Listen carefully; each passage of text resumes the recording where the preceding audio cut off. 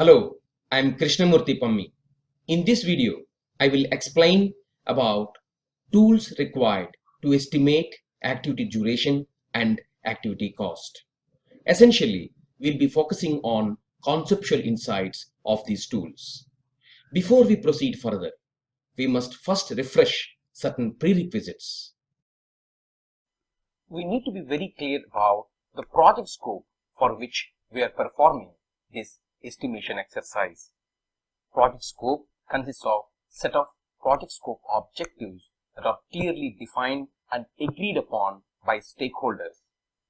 This project scope can further be decomposed into set of milestones. Milestone is a significant point or an event in a project journey. At milestones, important decisions like go-no-go decisions can be done. That's why milestones are of significant point of interest in a project journey. This milestone can further be divided or decomposed into list of activities. That means to complete this milestone 1, we need to perform this set of activities. Thus, completion of set of milestones will complete the set of project scope objectives. Thus, it is a work breakdown structure wherein you can get project scope objectives are decomposed into set of milestones and set of milestones are further divided into list of activities. Before we proceed further to our estimation exercise, we must first have project scope objectives, list of milestones and list of activities at our hand. The next thing we need to have at hand is a project schedule network diagram. It is a graphical relationship where activities are connected through a defined relationship. For example, if you take requirement analysis activity and design activity, they are connected through finish to start relationship. That means the requirement analysis activity must first be finished before the design activity can get started. Likewise, we have a graphical relationship of activities and from end to end. This way, we can understand the logical relationship and dependencies among project schedule activities. Next, we need to load resources on the activities. For example, requirement analysis is loaded with architecture of skill level L4 number 1. That means one architect is loaded and this architect is of skill level L4. For example, if we understand L1 is just awareness level, L2 is experienced, L3 is expert and L4 is a champion, we actually are saying that we need one architect of skill level L4. Similarly, for the design activity, we require 2 designers of skill level L3. Similarly, for feature set 1, we require developers of L3 category 2 in number. Like this, if you see here, we are loading resources on activity where we are mentioning the skill levels of the resources and the number of resources. So, this is a prerequisite before we proceed for estimation. With estimation inputs in place, we now proceed towards tools and techniques to estimate activity duration and activity cost. The first tool we have at hand is expert judgment. We need to get experts who are skilled on the application that we are discussing, on the domain we are discussing. They should have exercised their skill of estimation in the past on the activities that we are discussing. If the experts are having proper credibility, that means people should have high respect and credibility towards the experts, then this expert judgment works best in estimating activity duration or activity cost. The next tool at hand is analogous estimation. Analogous in dictionary means similar or comparable. That means we need to take similar in fact activity from the past where we have handled such complexity, and then we tend to estimate the activity duration or cost at hand. Thus, we need to take similar in fact activities but not in appearance. Next, it follows top-down approach. Because it follows top-down approach, it is less costly and less time-consuming and also less accurate. It is applicable when less information is available for us. It is more reliable only when we take reference project or reference activities, and if those reference activities or project from the previous history, if that matches to the current project, then analogous estimation may provide reasonable degree of confidence for the current estimation process. But mostly it is less accurate and less costly and less time consuming. The next estimation technique we have at hand is parametric estimation. In parametric estimation, we use algorithm to calculate duration or cost based on historical data and project parameters. The equation is duration or cost is equal to number of units multiplied by the unit rate. The number of units can be number of square footage, number of lines of codes, number of use case points, number of function points likewise. The unit rate is derived from historical data. The unit rate expressed in cost multiplied by the number of units will give you the estimated cost. Unit rate expressed in percent days multiplied by the number of units will give you the estimation duration in percent days. Now, if you take the parametric estimation to estimate the duration to complete a software project, it is number of function points into the number of labor hours required to complete a function point worth of work. That means here in this particular model, we have taken function points as units. So, number of function points in a software project multiplied the amount of time it takes to complete the function point. So, each function point takes these many hours multiplied by number of function points will give you the estimated duration in hours.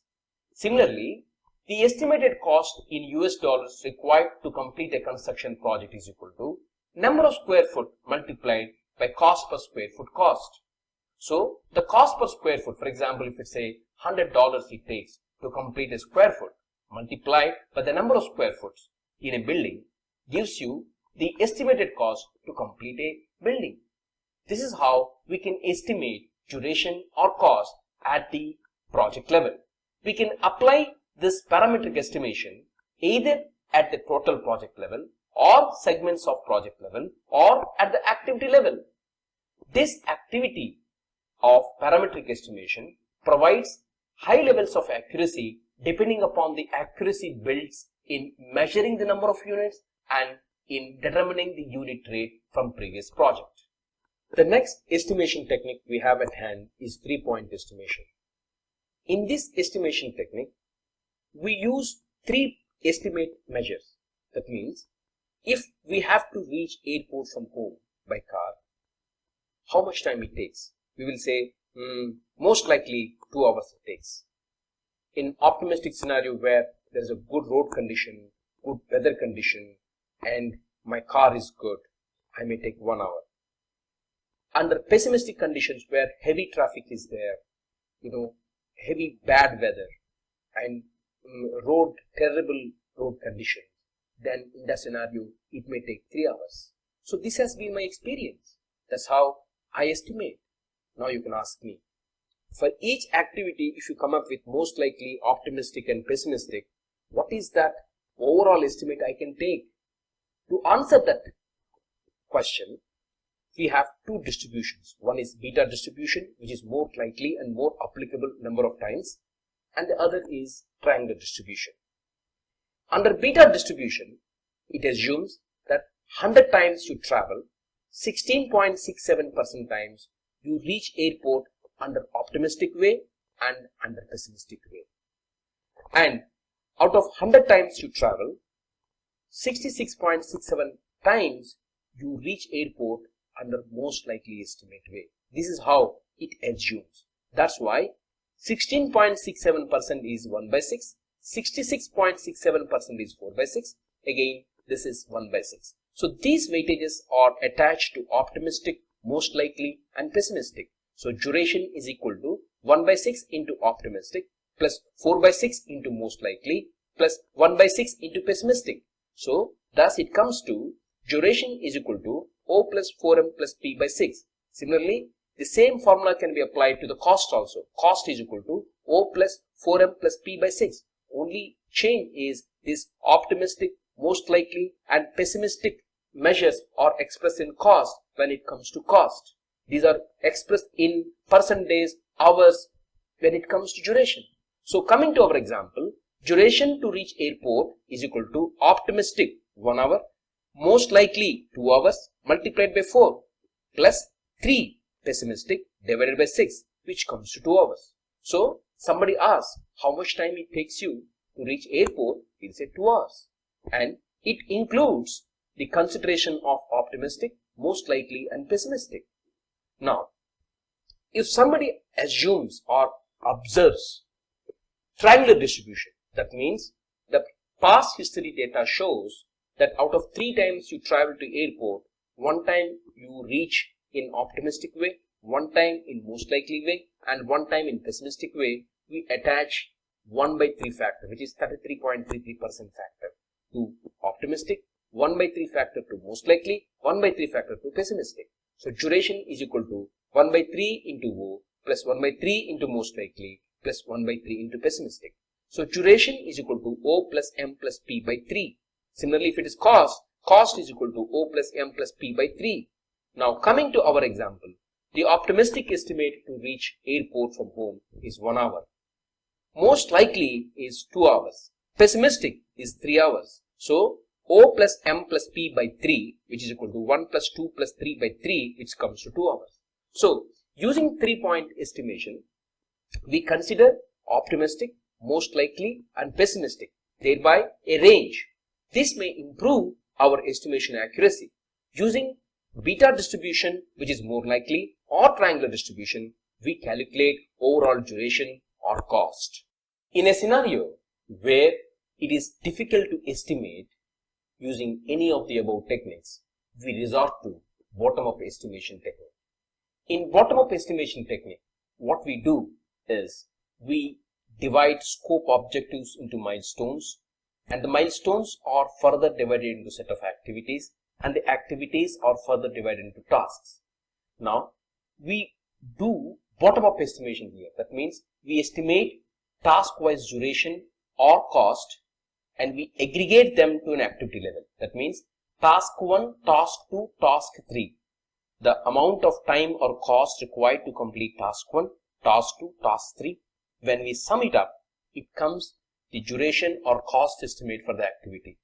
Similarly, task 4 and task 5 estimates, if you sum it up, it brings you the activity to estimate in duration or cost. Now, by aggregating or by summing up the duration or cost estimates for activity 1 and activity 2 brings you the milestone 1 estimates for duration and cost. Likewise, we calculate milestones, cost or duration. We sum it up to bring you the overall estimates required to complete the scope, that can be in duration or cost. The next technique we have at hand is data analysis. We do 2 aspects as part of this. One is alternate analysis, another is reserve analysis. Alternate analysis is all about revisiting the resource pattern loaded on the activity. For example, on the feature set 1, we have loaded 2 developers of skill level L3. Can I achieve it using 1 developer of skill level L3, another developer of skill level L1? Similarly, on feature set 2, can I achieve this by having 1 L3 developer and 2 L1 developer? Thereby, can I optimize cost? So it's all about, did I foresee all possible resources? That means man, machine, material. Did I consider all those aspects? It also consists of what activities I can make by myself or by my team, or how much of these activities can I rent? Or, for example, if you are looking out for servers, you may probably rent them till completion of your activity. Or can I outsource some of the activities? so that I can use my resources on other important activities and I can gain cost optimization also. So all these kind of alternative analysis we do as part of data analysis. The another data analysis is how much contingency reserve and management reserve the management should have. What is contingency reserve? Contingency reserve is amount of money or time management provides you to the approved risks. For example, as part of developing your schedule or cost, you come up with schedule risks and cost risks. To mitigate those risks, you need money. So, contingency reserve is all about that money, the amount of money or time management provides to mitigate the approved risks. Now, there will be other risk called management reserve, which is we are unable to identify those risks. That's why management keeps some amount of money just to make sure that those calamities happens in those times where unanticipated risks happens. Management takes out money or duration from that management reserve and provides to the project team. So whatever estimate we have calculated so far using any of the techniques before, we add contingency reserve in terms of preparedness towards meeting the estimated and approved risks. Management reserve is to mitigate unestimated, unforeseen unknowns or risks. In this way, you have these two reserves in place.